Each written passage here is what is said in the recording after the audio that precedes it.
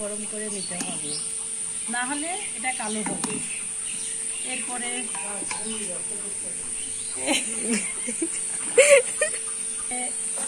কাঁঠালের আঁঠি, তারপরে মরিচ, পেঁয়াজ, রসুন, তেজপাতা, এর সঙ্গে জিরে একটু এড করতে হবে, জিরা।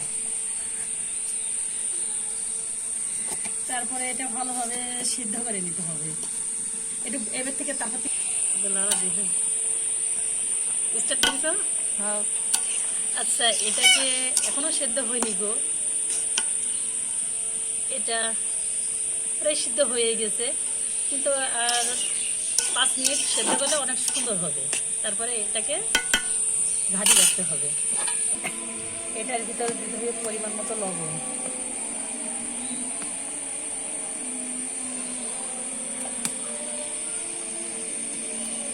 তারপরে হলুদ দিতে হবে এটাতে। এটা এবার ঘাঁটি করতে হবে। হ্যাঁ, এটাতে দেখেন অনেক সুন্দর কালার এসছে, কালারটা খুব সুন্দর হয়েছে। এটা পরে হয়ে গেছে, আর একটু হলেই হয়ে যাবে। কালার দেখেন অনেক সুন্দর হয়েছে।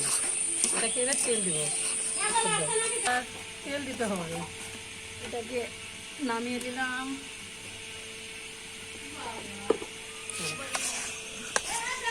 কালারটা অনেক সুন্দর হয়েছে। এবার এটাতে তেল দিতে হবে।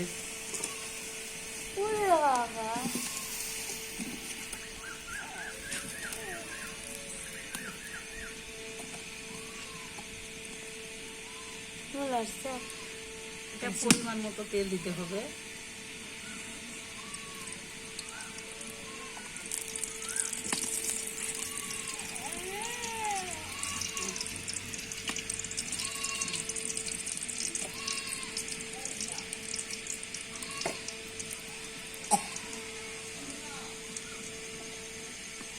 তেলে দিলাম রসুন কুচি আর পেঁয়াজ কুচি।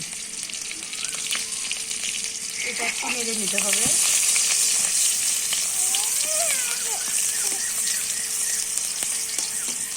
বাদামি মতো হয়ে যাবে,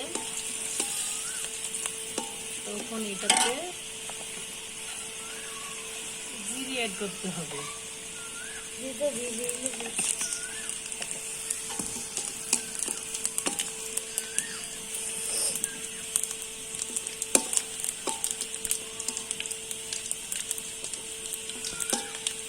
এটা হয়ে গেছে, এটা ঢেলে দিতে হবে।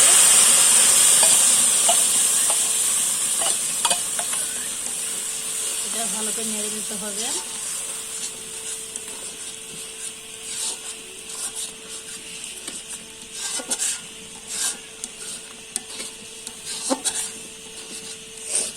এটা হয়ে গেছে,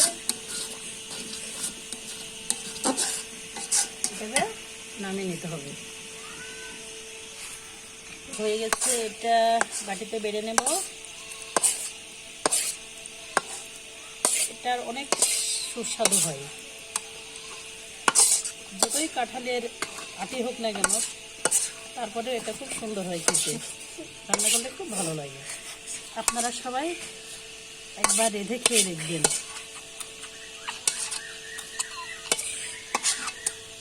এটা একদম রান্না শেষ, এখানেই শেষ।